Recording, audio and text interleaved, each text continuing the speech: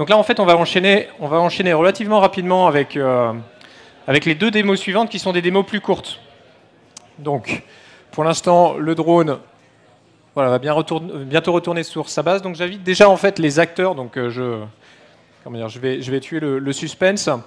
Le prochain scénario s'intéresse en fait à la thématique de la surveillance et de la protection des espaces aériens, notamment contre la menace drone. Donc, autrement, le terme counter-UAS, avec comme acteur clé pour la démonstration suivante que je vais présenter, mes CS Group, Oversim, qui vont nous présenter une grande partie de ce qu'ils vont lancer.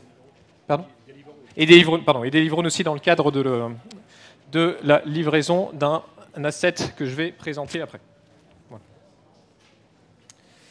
Écoutez, je pense que si vous m'entendez, je vais commencer la présentation du scénario. Donc le scénario numéro 3, alors c'est un contexte intéressant, c'est un contexte d'environnement de site sportif. Néanmoins, dans un environnement relativement peu peuplé, hein, vous avez compris, on travaille beaucoup dans cet aspect-là pour l'instant pour minimiser les risques sol. Et donc si je peux passer à la slide suivante, comme ça va me permettre de présenter les acteurs en même temps dans le contexte particulier de ce qu'ils vont mener. Voilà, formidable.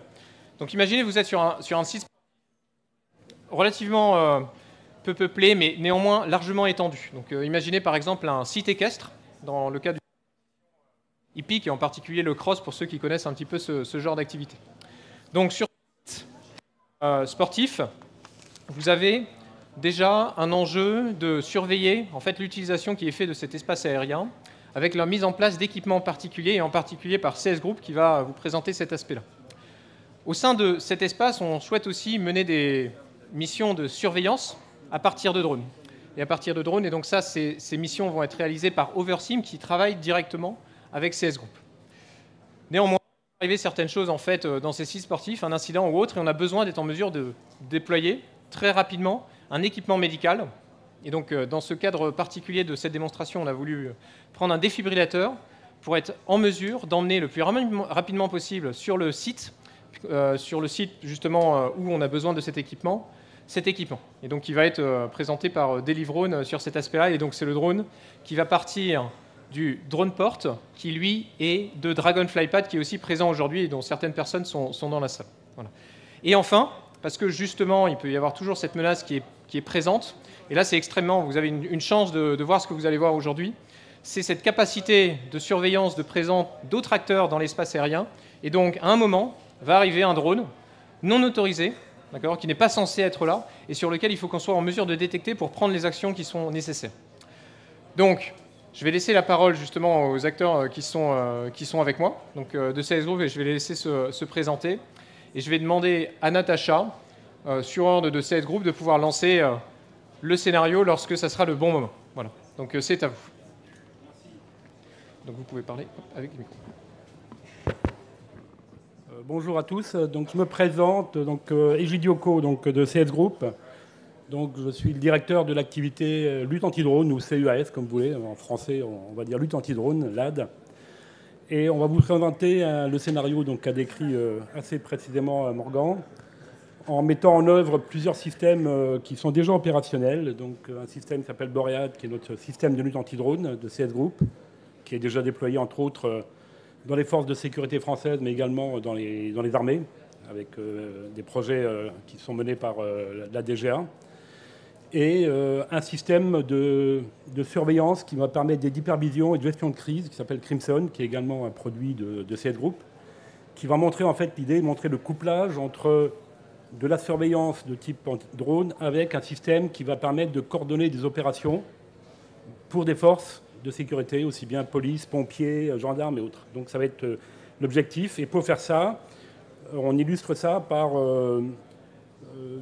la première chose, c'est la surveillance d'un site avec un drone de Versine, donc qui va se présenter tout à l'heure, qui lui va surveiller la zone, et donc qui sera suivi par notre système Crimson. Et ensuite, une livraison de médicaments sur le site avec Deliveroo. Et la troisième étape, comme l'a dit Morgan, c'est... Un drone va arriver, il est suspect, et on va prendre des mesures pour mettre en œuvre une coordination pour intervenir et interpeller, entre autres, le pilote.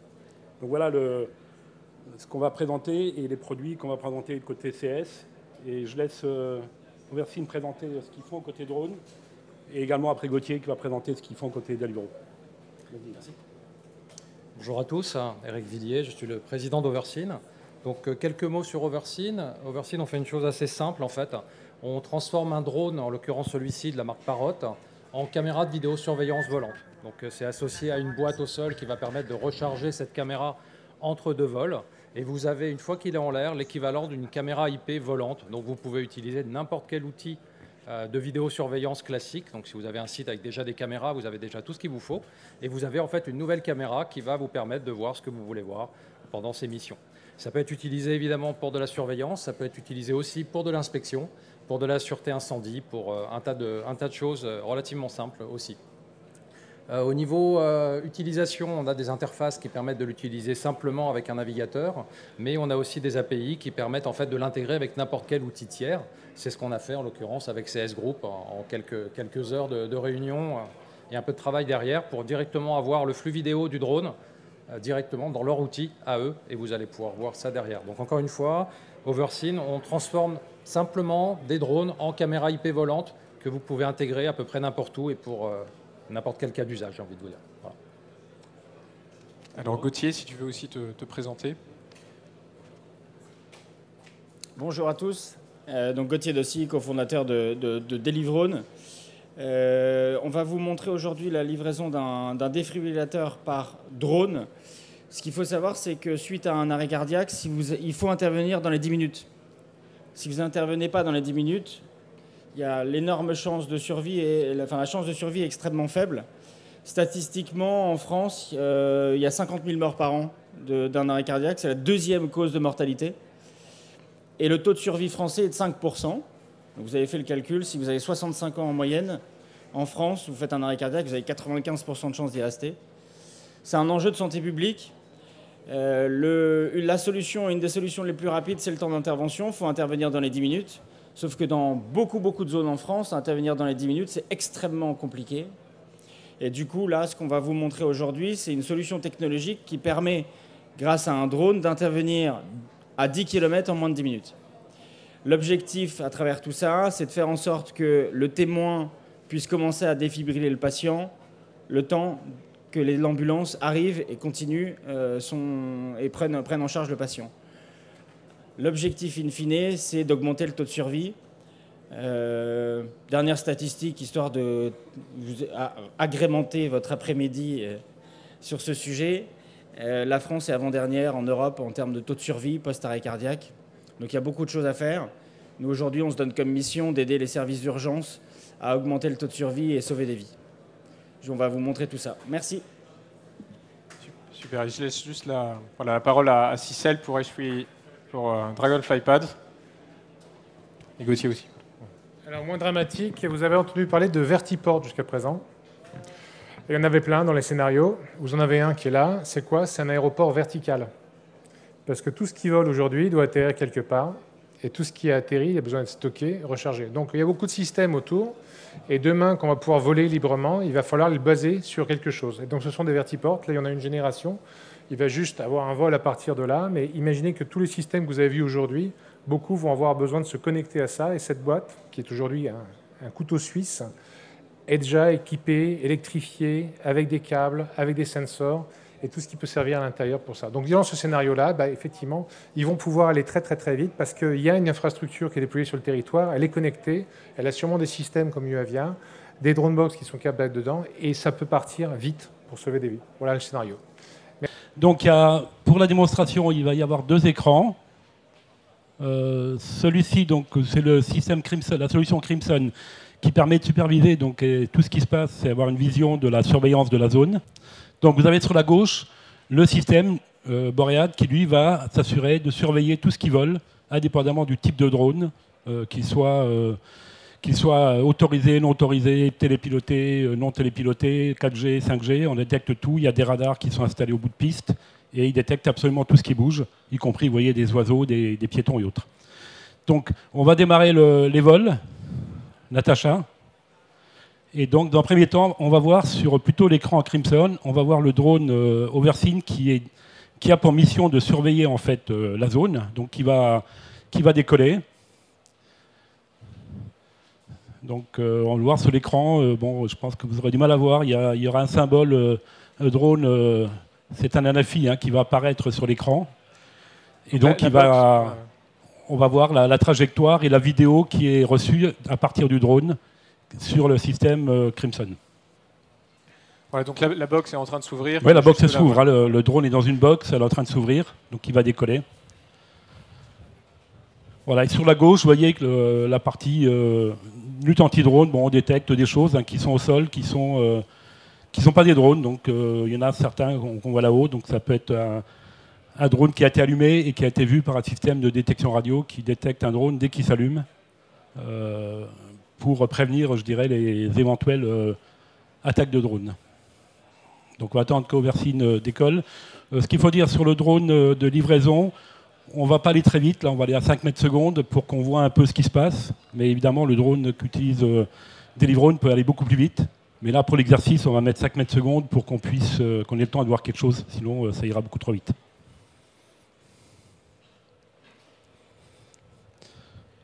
Voilà, donc on va attendre qu'il décolle. Donc là il est en train de décoller, vous voyez qu'on a l'image à droite. À droite de l'écran, c'est la vidéo qu'on reçoit donc, du drone Oversine. Et il a une trajectoire qui est programmée. Il a des points d'arrêt sur lesquels il s'arrête, qui surveille, et ensuite il redécolle. Il repart. D'accord ? Et donc à un moment donné, il va s'arrêter sur un point, et le drone de livraison va décoller, suite à une demande. Et ce drone-là va, à la vidéo, voir ce drone et nous envoyer les images du drone qui livre en fait, le défibrillateur. Voilà, donc vous voyez sur l'écran numéro 3 justement le retour caméra du drone qui vole. Voilà, juste d'un point de vue visuel. Oui, on a en plus ça. Voilà.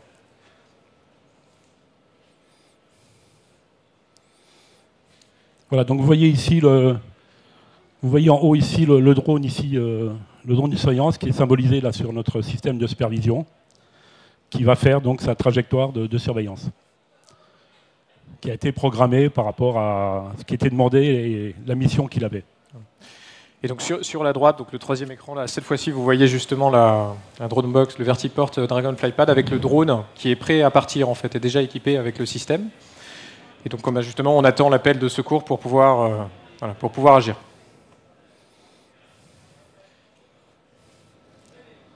Donc là, vous voyez que le drone s'est arrêté, donc il a dû s'arrêter à son point numéro 1 qui était prévu dans son itinéraire. Donc il s'arrête et après il repart pour atteindre le point numéro 2. Et c'est à ce moment-là que le drone livreur va décoller. Et l'objectif de ce drone, c'est de vérifier, de le surveiller, vérifier qu'il va effectivement livrer les médicaments.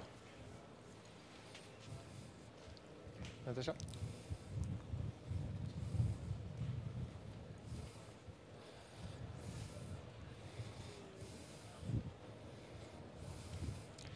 Alors Natacha, ouais, tu peux lancer. Tu peux lancer, Natacha, le drone de livraison.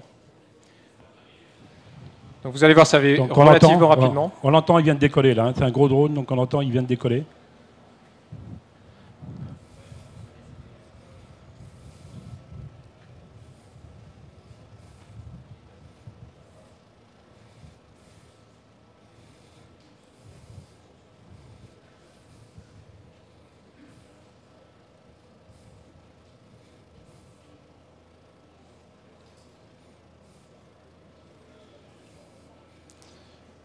Donc l'opérateur du drone Oversine va essayer de le traquer de le voir au niveau optronique, ce qui n'est pas complètement évident. Hein, et pour commenter un peu les images de Delivrone, donc ce que vous voyez en fait, il est équipé d'une nacelle. Et on voit ici, excusez-moi, on voit ici le drone, le drone livreur qui est aussi détecté par notre système de lutte anti-drone, mais comme c'est un drone qui est identifié, qui est connu, bon, on considère que c'est pas un ennemi, donc on laisse faire. Et on considère que c'est tout à fait normal. Donc on a en général des listes blanches, des listes rouges qui disent ce drone-là, il autorise à voler, donc il n'y a pas de problème.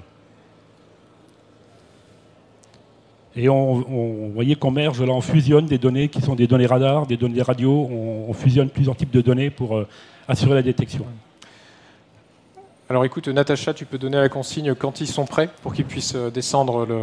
Donc là, ils vont poser le... Je ne sais pas si on le voit sur la caméra, j'avoue que je ne vois pas. On voit sur le troisième écran aussi. Hein. On voit sur le troisième écran. On voit là-bas ? D'accord.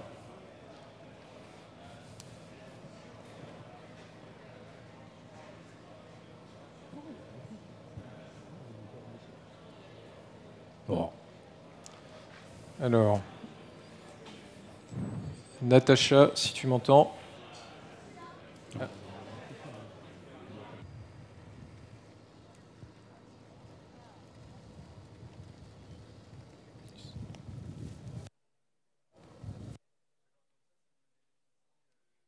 La dernière étape, c'est il y a un drone qui va arriver dans la zone, qui lui est non autorisé. D'accord ? Donc on va le détecter. Et dès qu'il passera dans la zone, dès qu'il va passer dans la zone qu'on protège, qui est la zone rouge là, il va passer rouge, c'est-à-dire qu'on considère que dans ce cas-là, il faut faire quelque chose. Et on va, comme on aura pu repérer le pilote, on va envoyer un véhicule pour arraisonner le pilote et le drone, le fameux drone Oversine qui va filmer également la scène en parallèle. Donc là, vous voyez, en bas à gauche, on a le drone dit non autorisé qui commence à aller vers la zone à protéger. Donc on se rend compte qu'il va vite et qu'il essaye de rentrer dans la zone. Et dès qu'il va rentrer, il va être déclaré comme on dit ça, on parle d'ennemi quand on parle plutôt militaire, comme drone qui est non autorisé. Donc il y a des actions à mener qui peuvent être de différentes formes. Là, ça serait, on essaie de trouver le pilote, mais il y a des cas où on détruit le drone. Et on voit sur le Crimson qu'il a identifié la position du pilote, qui est ici, vous voyez. On sait qu'il a identifié la position du pilote, et quand il va lancer l'opération pour intercepter le pilote, il va donner les consignes aux gens qui interviennent. Ils ont une tablette avec la position du drone pour aller les intercepter, et on aura une photo une fois qu'il sera arrivé sur zone.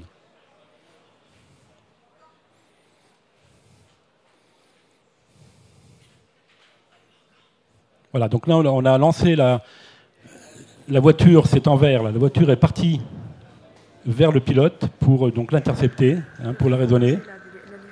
Et on doit avoir une photo du pilote de la scène.